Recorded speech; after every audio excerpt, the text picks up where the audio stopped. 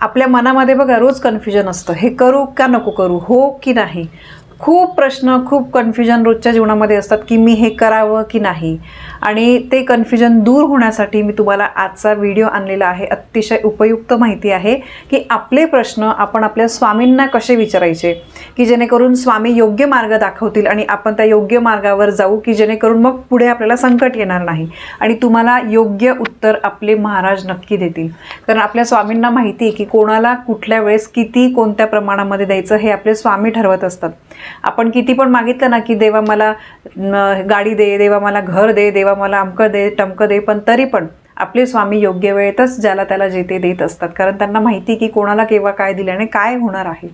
आणि बघा आपल्या रोजच्या जीवनामध्ये ना आपल्याला खरंच खूप प्रश्न असतात की समजा मी नोकरीला जाते, इंटरव्ह्यूला जाते, तर मी इंटरव्ह्यू पास होईल की नाही, ठीक आहे. त्याच्यानंतर घर बुक करायचं आहे, घर आत्ता बुक करावं की नाही, गाडी आम्ही घेऊ की नाही, किंवा कोणाला पैसे देणार आहे, याला मी उधार पैसे देऊ की नको, तो परत देईल की नाही. त्यानंतर आम्हाला ही नोकरी सोडायची आहे देवा मला, किंवा महाराज मला ही नोकरी सोडायची आहे, यामध्ये मला त्रास होत आहे, तर सोडू की नाही, दुसरं मला चांगली अपॉर्च्युनिटी मिळेल की नाही, मी परदेशामध्ये नोकरी करण्यासाठी ट्राय करू की नको, मला आत्ता एक बाळ आहे, एक मूल आहे, मग मी दुसऱ्यासाठी चान्स घेऊ का नको.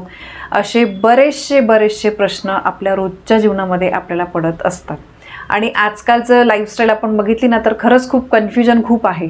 पूर्वी बघा सगळं थोडंसं इझी गोईंग होतं, पण आत्ता बघितलं ना आपण प्रत्येक गोष्टीचा विचार करूनच आपल्याला कुठलाही निर्णय घ्यावा लागतो. आणि आपले महाराज आहे ना खरंच आपल्या कठीण काळामध्ये आपल्याला योग्य निर्णय देत असतात. महाराज आपल्याला कौल देत असतात. तर तेच आपल्याला जर महाराजांचा निर्णय पाहिजे असेल तर आपण महाराजांना कसे प्रश्न विचारायचे, कसा आपण त्यांच्याकडून कौल घ्यावा, याची संपूर्ण माहिती मी तुम्हाला व्हिडिओमध्ये देणार आहे. अगदी तुमच्या रोजच्या जीवनामध्ये उपयुक्त माहिती अशी मी तुम्हाला सांगणार आहे. त्यामुळे व्हिडिओ स्किप न करता व्यवस्थित पूर्ण बघा. द्विधा मनस्थिती प्रत्येकाची होत असते, कारण आपल्याला खरंच माहीत नसतं की मी हे करते ते योग्य आहे की नाही वगैरे. तर त्यामुळे आपल्याला कधी कधी वाटतं की कोणीतरी मार्गदर्शन करावं, कोणीतरी सांगावं, किंवा आपल्या आयुष्यामध्ये अशी कुठली व्यक्ती असते की आपण तिला सगळं विचारत असतो. उदाहरणार्थ आपले आई वडील वगैरे, त्यांना आपण विचारत असतो, पण कधी कधी ते पण आपल्याला म्हणतात बघ बाबा तू तुझं ठरव. अमुक एक वयापर्यंत ते आपल्याला गाईड करतात, पण नंतर ते म्हणतात बघ बाबा तू तुझं ठरव, नाही तर परत मला म्हणशील तू सांगितलं होतं म्हणून केलं, तू सांगितलं होतं म्हणून असं झालं. तर त्यामुळे ना आयुष्यामध्ये कधी कधी अशी परिस्थिती येते, कधी कधी आपल्यालाच आपले निर्णय घ्यावे लागतात आणि मग त्यामध्ये पण कधी चुकीचे निर्णय घेतल्यामुळे मग परत आयुष्यामध्ये संकटं वाढतात. म्हणून आज मी तुम्हाला स्वामींना कसा प्रश्न विचारायचा, आपल्या आयुष्यामध्ये काही कन्फ्युजन असतील, प्रश्न असतील तर ते स्वामींना कशी विचारायची ते मी तुम्हाला सांगणार आहे. कुठलाही प्रश्न असू द्या, काहीही प्रश्न असू द्या, तुम्हाला काय करायचं आहे बघा. आता हे 2 मी पांढरे कागद घेतलेले बघा, शक्यतो पांढरेच घ्या असं पण नाही मी म्हणत, पण सारखे कागद, कारण बघा आपण चिठ्ठी टाकणार आहे. तर आपण बघा लहानपणी खेळ खेळताना त्या चिठ्ठीवर काहीतरी खूण करून ठेवायचो की आपल्याला राजाच आला पाहिजे, राणी आली पाहिजे, शिपाई नको यायला. तर म्हणून आपल्या समाधानासाठी कागद दोघं सारखे घ्या. आता याची बघा या दोघं कागदांची लांबी रुंदी सगळी सारखी आहे, दोघं पांढरे आहे. तुम्ही पिवळे घेतले, दोघं पिवळे घ्या. एक लाल एक पिवळा असं घेऊ नका, एक पांढरा एक पिवळा असं घेऊ नका, दोघं सारखे कागद घ्या, की जेणेकरून मग आपल्याला महाराज बरोबर कौल देतील. उगाचच आपल्या मनाचा उत्तर मिळवण्यासाठी काहीतरी चिटिंग करायची, मग ती आपल्यासोबतच चिटिंग होईल. म्हणून असं काही करू नका. व्यवस्थित 2 कागद घ्यायचे. तुम्हाला तुमच्या देवघरामध्ये महाराजांची मूर्ती असेल किंवा फोटो असेल तर, नसेल तर ती घ्या. मी बऱ्याचदा सांगत असते देवघरामध्ये स्वामी समर्थ महाराजांची एकतरी मूर्ती किंवा छोटा 5 रुपयाचा फोटो का होईना असलाच पाहिजे. बरं ठीक आहे, आत्ता नाही, तुम्हाला आजच काही असं करून बघायचं असेल तर तुमच्या पर्समध्ये म्हणा, घरामध्ये कॅलेंडरवर कुठेही छोटासा महाराजांचा फोटो असेल ना, तो आपल्याला समोर ठेवायचा आहे. व्यवस्थित मांडी वाळून बसा आणि त्यानंतर तुमचा प्रश्न लिहायचा आहे. आता समजा इथे बघा, सगळ्यात पहिले लिहायचं आहे आपल्याला श्री स्वामी समर्थ. दोघं कागदांवर वरती श्री स्वामी समर्थ, एकावर होय एकावर नाही, आणि मध्ये तुमचा प्रश्न लिहायचा आहे. म्हणजे माझा प्रश्न आहे समजा की हे स्वामी समर्थ माझं घर होईल का, मी घर पाहिलेलं आहे ते मी बुक करू का नको, ते योग्य आहे की नाही. दोघं कागदावर सेम प्रश्न लिहा. एकावर होय उत्तर लिहा, एकावर नाही उत्तर लिहा, वरती श्री स्वामी समर्थ लिहा. ठीक आहे. ताई मी इंग्लिशमध्ये लिहिलं तर चालेल का? तर हो चालेल, इंग्लिशमध्ये लिहा, तुम्हाला ज्या लँग्वेजमध्ये जमेल त्या लँग्वेजमध्ये तुम्ही लिहा. आणि एका वेळेस एकच प्रश्न, कारण आपली लिस्ट इतकी मोठी असते ना, हे मिळेल का ते मिळेल का, अक्षरशः मग ते असं होईल की बापरे आपण कौल घेतोय की काय करतोय. एका वेळेस एकच प्रश्नाचं आपल्याला करायचं आहे. ठीक आहे, प्रश्न लिहा, एक प्रश्न खाली होय किंवा नाही वरती श्री स्वामी समर्थ. आणि मग आपल्याला ह्या कागदाची व्यवस्थित घडी करायची. घडी पण एकसारखी छान तुम्ही घडी करा की जेणेकरून मग आपल्याला दोघं कागद जे आहे ते सारखे वाटले पाहिजे. छान व्यवस्थित घडी करा. ठीक आहे, तर तुम्हाला छान व्यवस्थित या कागदांवर प्रश्न लिहायचे आहे. महाराजांच्या फोटोजवळ तुम्हाला या दोघं चिठ्ठ्या ठेवायच्या आहे. आणि त्याच्यानंतर महाराजांचा तुम्हाला 11 माळी जप करायचा आहे. 11 माळी नाही जमलं, 1 माळ करा, म्हणजे 108 वेळेस श्री स्वामी समर्थ, श्री स्वामी समर्थ, श्री स्वामी समर्थ असा जप करायचा आहे.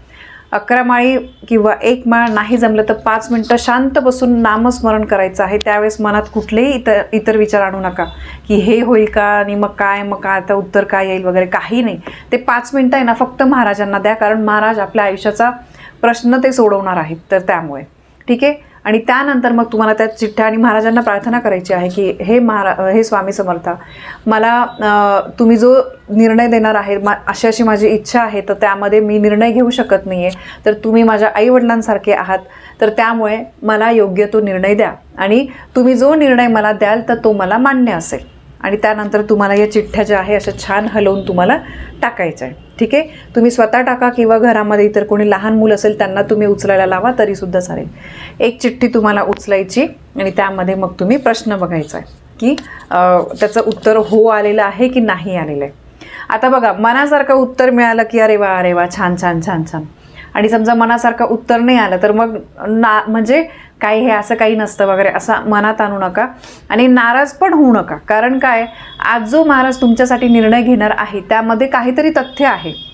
समजा तुम्ही लिहिलं होतं की मी हे घर पाहिलेलं आहे, ते मी बुक करू का, तर महाराज समजा म्हणताय की नाही, कौलमध्ये कागदावर तुमचं नाही उत्तर आलं, तर याचा अर्थ असा पण असू शकतो की ते घर तुमच्यासाठी योग्य नाही आहे, काहीतरी त्याच्यामुळे अडचणी येऊ शकतात, किंवा महाराजांनी याच्यापेक्षा चांगलं अजून काहीतरी थोडा वेळ आपण धीर धरूया, 1-2 वर्ष, त्यानंतर अजून 1-2 वर्षांनी काहीतरी अजून चांगलं लिहून ठेवलेलं आहे, असा सुद्धा अर्थ असू शकतो. तर त्यामुळे महाराज जो कौल देतील तो तुमच्यासाठी तो निर्णय योग्यच ठरेल. त्यामध्ये असं काही नाही की मग ठीक आहे, मग एकदा आपल्या मनाचा उत्तर नाही आल्यावर अजून मग एकदा करून बघू, 3दा करू, मग 2दा हो आलं तर हो, एकदा, असं नाही आहे.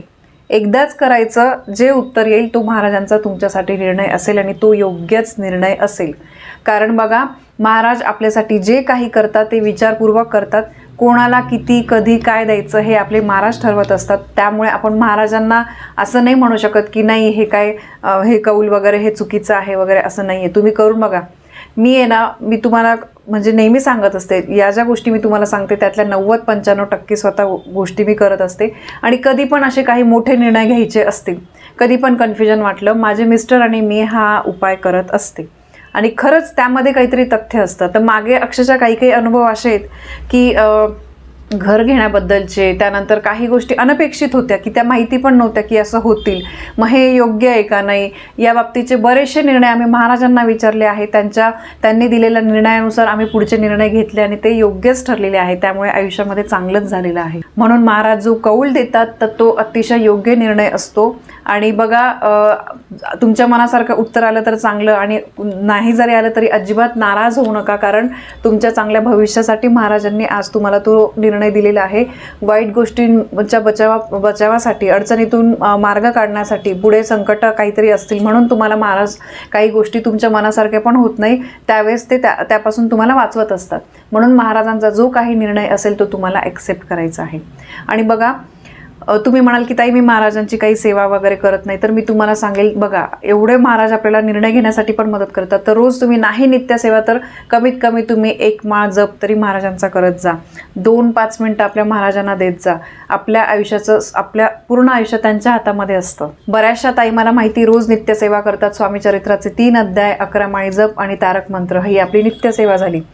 याला अर्धा तासच लागतो फक्त. तुम्हाला हे नाही जमत आहे तर तुम्ही कमीत कमी 1 माळ जप करत जा.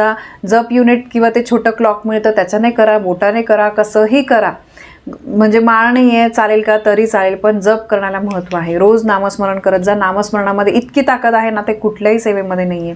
आणि बघा, मी जसं तुम्हाला सांगितलं, आपल्या आयुष्यामध्ये कुठल्याही स्टेजवर तुम्हाला कन्फ्युजन झालं, निर्णय घेण्यासाठी तुम्ही खूप कन्फ्यूज आहात, निर्णय घेऊ शकत नाही, कोणी निर्णय देणारं नाही आहे, तर त्यावेळेस आपले महाराज तुम्हाला नक्की योग्य निर्णय दाखवतील. तर बघा, ही माहिती तुम्हाला पटली असेल तर तुम्ही करून बघा, अनुभव 100% तुम्हाला येतील. तर ही अत्यंत महत्त्वाची माहिती मला तुमच्यापर्यंत पोहोचवायची होती. माहिती आवडली असेल तर व्हिडिओला लाईक करा, शेअर करा. आपल्या चॅनलवर नवीन असाल तर सबस्क्राईब नक्की करा. धन्यवाद. श्री स्वामी समर्थ.